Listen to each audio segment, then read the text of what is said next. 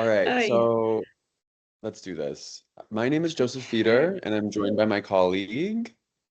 I'm Isabelle Gerrie. Yes. And today we're going to be talking about Janine Antony's Loving Care. It's a performance with Loving Care hair dye that was done at the Anthony Dauphin Gallery in London in 1993. In this performance, she dips her head, so all of her hair, into a bucket of black hair dye, and then uses her head almost like as a mop to slowly cover the floor of the gallery and thus slowly pushing the audience out of the room. So, with that, my first thought on this was the closeness of the body, artist, product, and action. So in in a similar vein as Gunter Bruce's work, her body through performing the action kind of becomes the work itself. She had expressed in an interview how annoyed she was that people didn't understand that she hadn't actually used a mop. I It, completely agree yeah, because it draws attention to how important it is to see these performances in person, if not mediated through photographs, because that's where a exactly. lot of misinterpretation can happen. And so now that we're talking about the body, I just want to draw attention to a quote by Judith Butler surrounding gender performativity, which is to be a woman is to have to become a woman to compel the body to an historical idea of women. And I think in conversation with this work, she's compelling her body to the historical idea of women's work, of invisible labor. And she does make invisible labor visible by using this hair dye, but then she also draws attention to this repetitive and exhausting act of what it means to clean the home by using her body. And I think what's really important too is Angela Davis quotes that the woman's role in the cycle of production remained invisible because only the product of her labor, the laborer, was visible. So she quite literally took this and made it a reality. She used her body to make her labor visible by engaging her body. Because I argue that if she just used a mop, like we talked about, and like how people assumed, I don't think this work would have the same weight because I don't think it would really draw attention to how much strain goes into this kind of gesture. Yeah. So back to what you were saying about labor and the traditionally feminine domestic labor, and the way she's using her body. I think an interesting take that I had kind of come up with was how the obligation of fulfilling all of those actions is expected and not rewarded. Like, for example, if let's say the man's role in the household is to go to work, make the money, he if he gets a promotion or does a like longer shift, he's going to come home, say, "Oh, I'm exhausted," and be rewarded for that and doted on.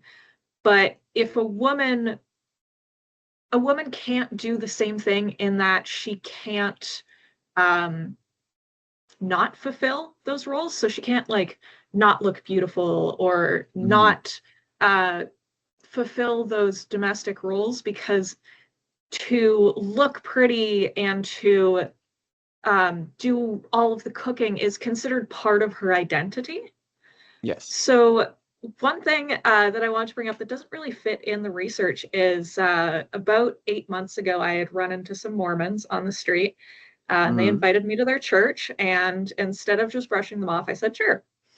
When I got in to the church, the two female missionaries approached me, and all of the men in the room kind of went off to do their thing, and I was just in a circle of women, and they Hmm. were talking to me. And one of the things that I found out is that God has a wife. Her name is Heavenly Mother. She Hmm. births every soul.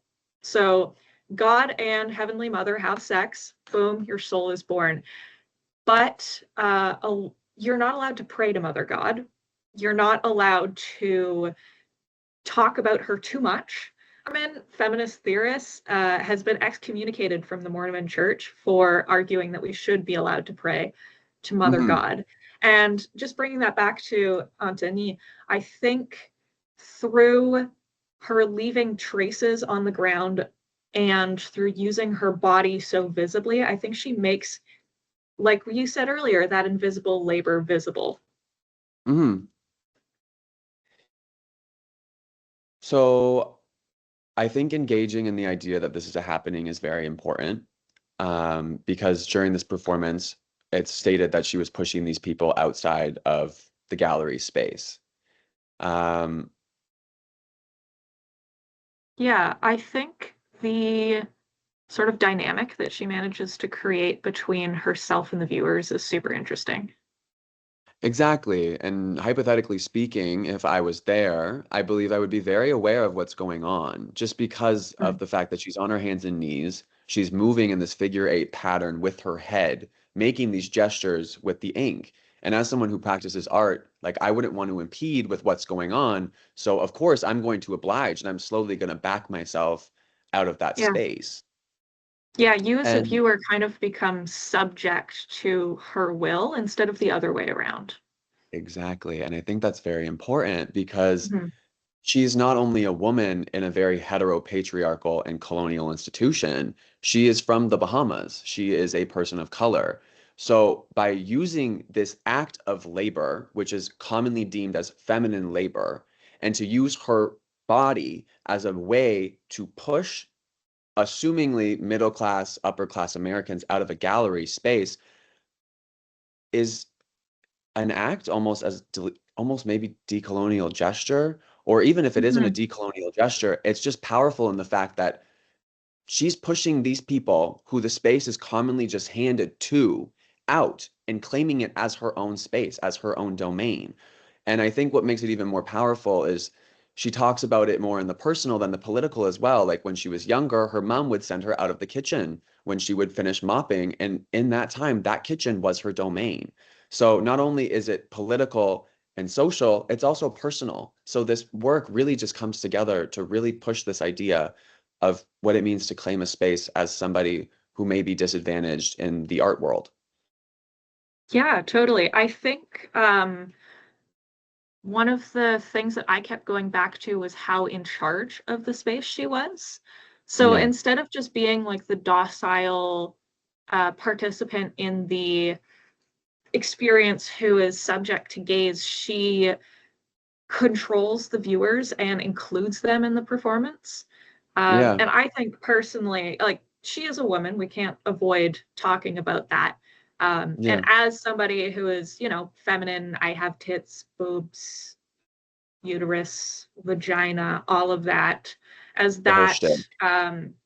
like feminine sex, I Hmm. would find this action extremely cathartic because, like you were saying, Yeah. this very usually museum and gallery spaces are very male dominated spaces. So, as using a traditionally feminine action and a traditionally feminine body to control the viewers so much, I think is super, super powerful. And at least for me, if I was doing that, I would feel extreme catharsis.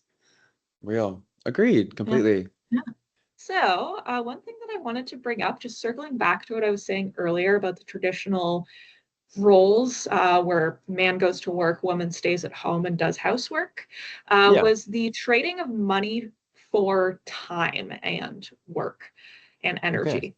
So, in Society and Spectacle, one of the things that the author brings up is how time and effort are now given a monetary value.